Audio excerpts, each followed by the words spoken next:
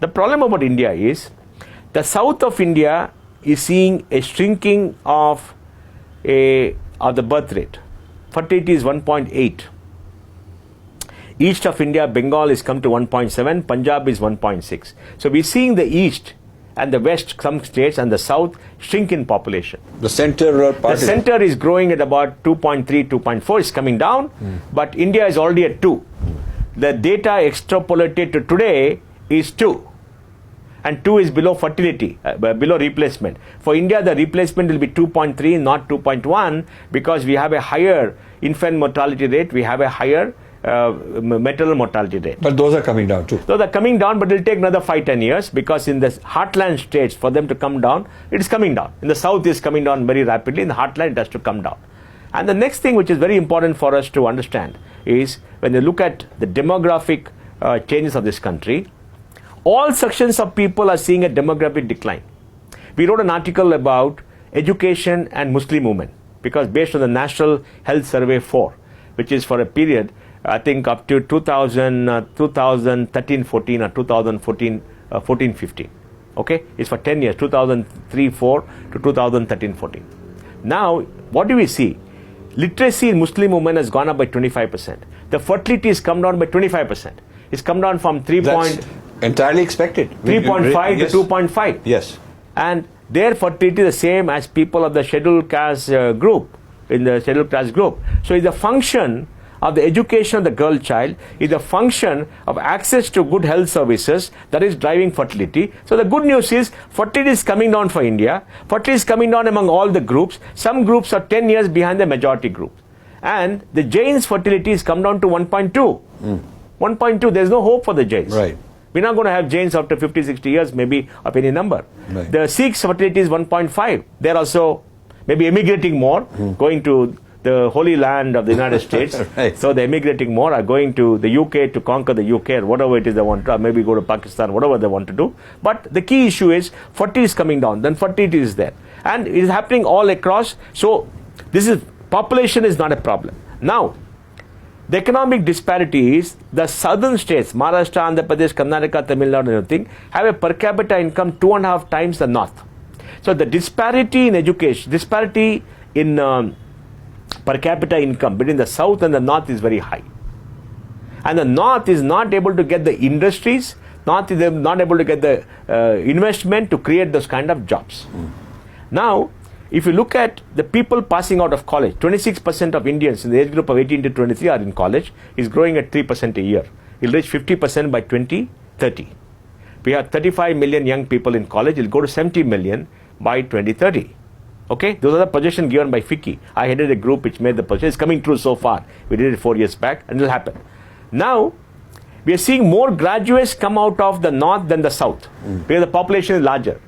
UP's GER is about 25, and UP is 210 million people, right? BR is only 11, and it's a gone case. I don't know how they will ever come up, because they're not investing in higher education, and people only have to emigrate, which they're doing in a large number. So you are seeing larger number of graduates, and you are seeing the men emigrate to the south, and the girls stay back.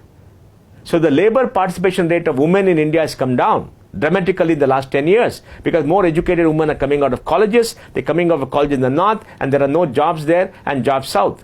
Now Nisha and I, we made a study, and the study proves that in the southern state, the jobs in the formal sector are a very large part of the people coming out of colleges, and Karnataka and Maharashtra have more jobs than people coming out of colleges. That means other people are getting formal jobs. But today we see a migration from the northeast to the south, from the east to the south, and from the heartland to the south. A huge migrant worker internal to the country. Yes. Kerala has got 9% Hindi-speaking population. The BRs are coming and settling down in Kerala. Whole villages are coming. They're marrying the Malayali women. And Hindi signs are coming up in Kochi. Never happened before. By 2030, this 9% can become 25%. Now the key issue is, what happens if people of a different culture come to all these places like a Tamil Nadu, like a Kerala, like a Karnataka, and especially Kerala, where the local population is smaller and then other people dominate.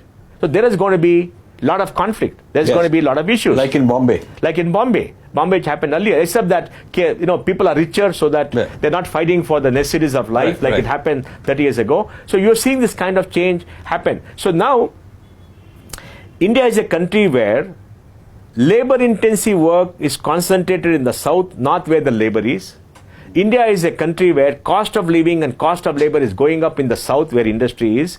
And India is a state where more people need jobs in the north than in the south. And So there's kind of an imbalance. The imbalance which is very, very large. Mismatch. And the imbalance could be, take political. For example, the south is population is 30% in 2011. It will come down to 25% by 2021 of India. But in the north, there are lesser MPs per million population than in the south. And the number of MPs were frozen based upon the 1971 census in 1978. And in 2004, it was frozen till the census of 2031. Now, when you have a democracy where every person has an equal vote, it implies that the number of seats for which the vote should be proportionate. Yes. So you have constituency where maybe 10 lakh people, constituency where there are 25 lakh people. And this imbalance is going to come. This political issue of all this kind of transition is going to happen. And on top of that, we are seeing technological disruption happening, automation happening. Yes. In the banking sector, banks' balance sheet have gone up 10 times in 15 years. Because they're growing at 15% a year. Right. In 15 years, there'll be 10 times, right? But employment has gone up only 5%. So in those service areas where automation is coming in, we're seeing the employment intensity go down. So in those areas where manufacturing, where automation is coming in, employment intensity is going down. And in those areas where distribution is there, employment intensity is up. So even though we can grow at 7 to 8% for the next 10 years, employment intensity of the GDP, today employment intensity could be going up by 5%, maybe 4%, could come down, but we'll have enough jobs. The problem will be the kind of jobs that we want and the kind of jobs that are created are very difficult. We made a study out of 12 million jobs that are created in this country every year, only maybe 10-15% are good, well-paying jobs for the middle class. The balance jobs pay 15,000-20,000 rupees, not enough to create a family. And this is creating stress. So India is creating enough jobs, largely in the south. 60% of jobs may be in the south. So there is regional, demographic, labor intensive versus capital intensive versus technology intensive, all kind of moving parts that need to be rethought. Rethought. And I don't think people are thinking about this mix, looking at data, making projections. So this is the job for Niti Aayog. I mean, supposedly, they are the ones who should. But Niti should look at the system level. They're looking at small part. Yes. AI will have a program. They're looking at program level. Yeah. This is not program level. These are mission levels. Yes. So we must look at the mission levels and see where thinking. That's why this country requires many more institutions to think about it, to debate about it, come out with positions, educate our political leaders, educate our academics, everything. And there's no thinking on a grand scale. Yes. So we need the Indian grand economic narrative. Yes. What India should be in 2030, what will expand, what is state. It has to be based on what India as a collection of states. It cannot be India driving it from Delhi, because Delhi is distant from India. Delhi is lost. In my view, Delhi is lost because Delhi is no longer in control of what India happens, because the states are growing at a different pace and Delhi is not able to understand how the states are growing, where the states are going. For example, the state of West Bengal is beyond control. It doesn't listen to Delhi. It has its own logic. It's like a different country. Do you feel that the tax too much at the center, not tax correction, states are not doing it? Like in the US, the state have more tax. No. More after the 14th Finance Commission, 42% central taxes go to the states, and now in the last 2 years, states spend more than the center. It is shifted 3 years back when Modi came. Modi did that, and of course, JNU doesn't give him credit. They go on bashing him unnecessarily because they don't look at data. I don't think the JNU professor ever look at data, just shoot from the mouth. Ideologues. And dying ideologues, old ideologues, because, there's no more Julawalas coming there. But the fact remains, Modi did it because as a chief minister he came, and today the states spend much more than the center. So here we are, Rajiv. India is in a state of flux with rapid changes in the demography, rapid changes in the economy, disparate growth or diverse growth all over the place, diverging in the states, not converging. Delhi not thinking about India and understanding all this thing, not enough thinking going Too on. much arrogance. And in the midst of this, Yes. in the midst of this, that we have the technological disruption caused by digitization, caused by AI coming, and we have these two big giants globally, China and America, trying to dominate the world. And in the midst of this, these 10 big companies trying to dominate. Now look at these metrics on the global scale. It's unbelievable. Now something has to come. Yes. Now, what could be the solutions? I'll take 5 minutes. What could be the solutions? One, I think the United States was first to come to terms with itself about digitization, about the future, about AI, and understand the role of China. China should not become a hegemon. China should be a great power. China is a great power. It should behave like a great power, not threaten anybody else, and remake itself in the picture of what it has to be. Now, Europe is dying.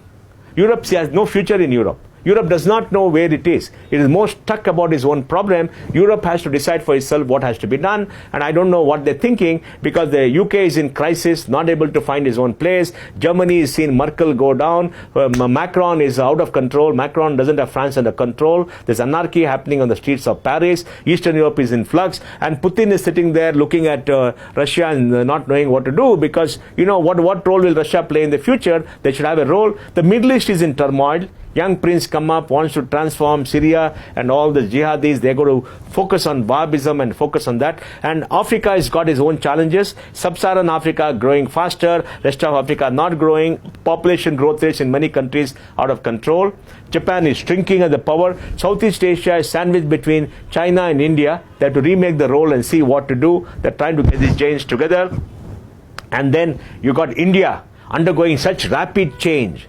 Unbelievable change, not understanding what the change is, what has to be done to take care of it, tackling yesterday's problem with a good prime minister, a prime minister to understand, but needs to be supported. And the debate is all about some things which don't matter anymore, and the debate about the future is very less unless you come and take some TV interviews to some people who can understand about the future. So I think the world is in an interesting place. And like you said, in the midst of all that, you have this unbelievable technological disruption with AI driving the world and transforming the world. So we don't know.